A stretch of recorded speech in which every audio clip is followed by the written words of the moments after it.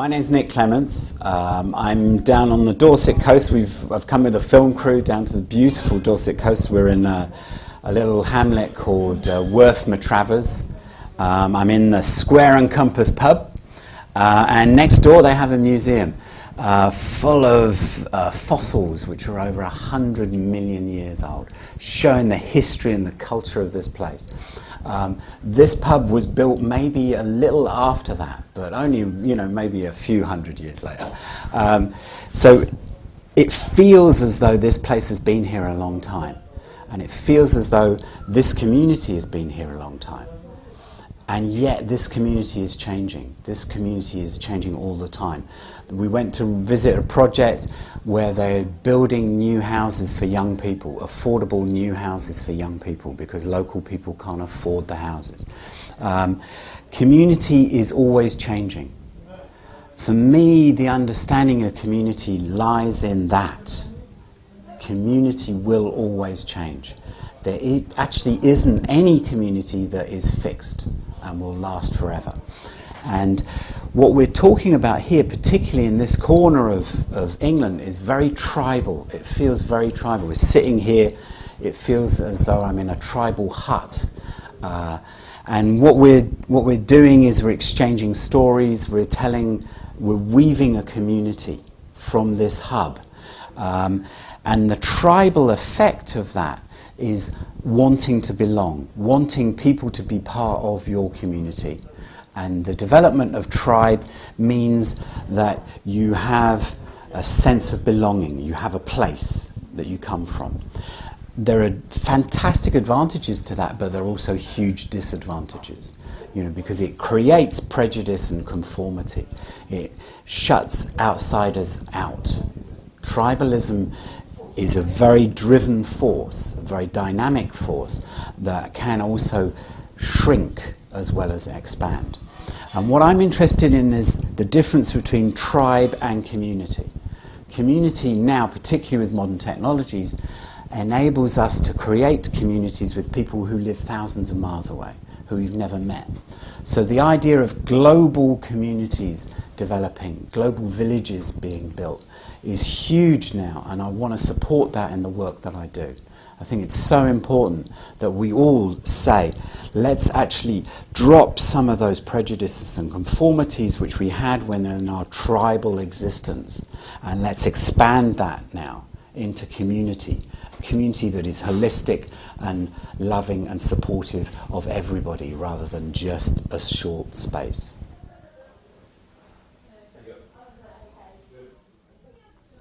Okay, so I want to talk about how we create community. And one of the major tools in the creation of community is creativity. Creativity and imagination.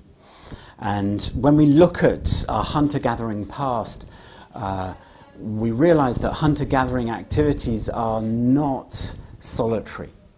They depend on mutual assistance and collaboration. And the way in which that mutual assistance and collaboration was created was by using imagination and storytelling. Storytelling, bead, decorative work, body painting, all created community and enabled people to share. And in the sharing, they then created culture. So the culture that we have depends entirely on creative people. Imaginative, creative, vibrant people telling stories, being creative, being imaginative.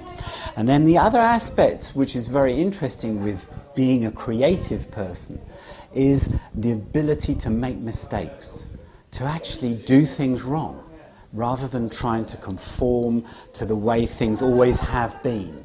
So part of the creative, imaginative role in the creation of community is to push the boundaries, to push the edges, and to say, wow, let's experiment with this. Okay, that's wrong, let's pull back, let's try this. Experimentation, very important.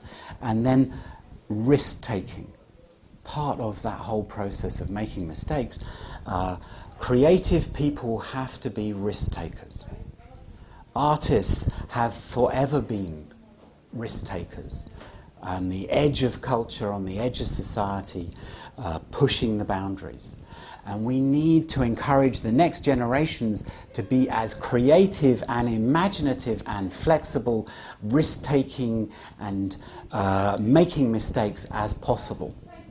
Because that is where we're going to find the solutions to our present problem. To all of these problems, the solutions are already here. And when I look at the way in which government and local authorities and business talk about entrepreneurs, very happily saying, we need entrepreneurs, we need these people. When we look at how these people are, how they behave, they're creative, imaginative, flexible, risk-takers who make mistakes. Oh my gosh, entrepreneurs are artists.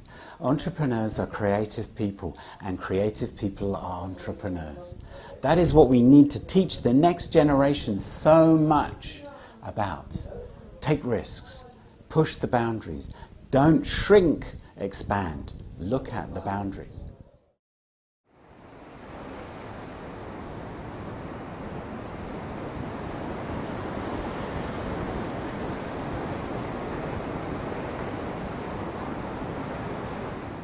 I've walked all the way down the Jurassic coast, and here we are at the sea, the joining of the two elements, water and earth, and the primeval forces opposing each other and also complementing each other. In order to just talk a little bit more about creativity and what creativity does to us. Creativity, when we're making community, stirs up primeval forces, stirs up ourselves, and we bring issues up to the surface which maybe we haven't discussed with other people, which are strange in many ways. And what I'm looking at there is the personal development work. So I'm interested in people taking on personal development in an authentic and truthful way. So personal development is this mixture of primeval elements coming together and admitting that you have those feelings, you have all of those kind of things inside yourself. And I'm saying that if you can do that work and absorb that message, you can then become of benefit to your wider community. So the process that I put people through is called personal development for community benefit. So we have to do the personal development work first in order for us to be able to come to some kind of place with other people.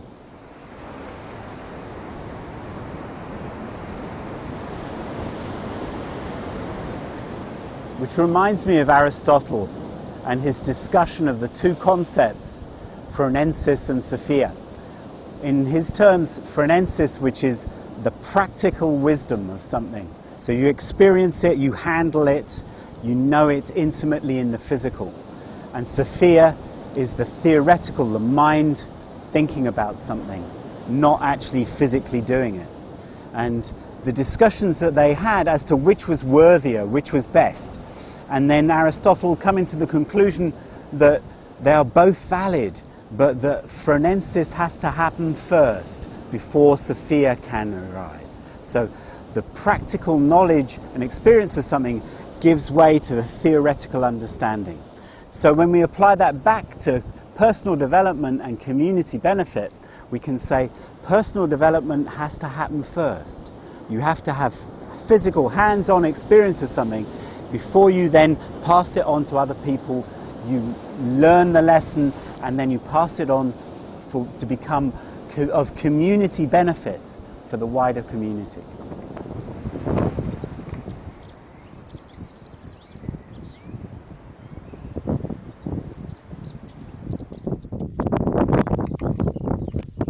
So, in our culture we have two sexes. We say there is male and female. And by doing so we restrict our practice and we restrict who we are.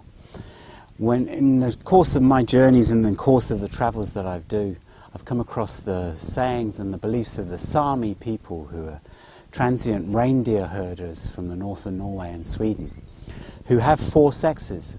In their culture they have four sexes. And I'll just show you with this illustration of what those sexes are, and just for us to understand that. So we have here woman, woman, female, female. And we have here male, male. These are our equivalents, the male, the masculine, and the female, the female. And they're archetypes. So this is female, female, this is male, male. And then there are two in-betweens. And this one is the male, female. So it's connected more to the male, but it's connected to the female. And this is the female, male. So this is connected more to the female, but is also connected to the male. So the Sami believe that an individual can be in any of those four places at any given moment of the day. At any time you can be in one of those places. So even as a man, you can be in the female-female space within yourself. And you can make that journey from the male to the male-female to the female-female. And the journey can go all the way around, so that all four sexes are relevant to individuals. And this is a huge liberation for the Sami people, for people who understand this, because it means that we are not so fixed in our beliefs and our structures. When we think back to those prejudices about community and tribe, maybe some of those are connected to this idea that there are only two sexes. And when we work with this, lots of people gain a lot of insight into their own sexuality and spirituality and their own beliefs by working as a four-sexed person rather than a one-sexed person.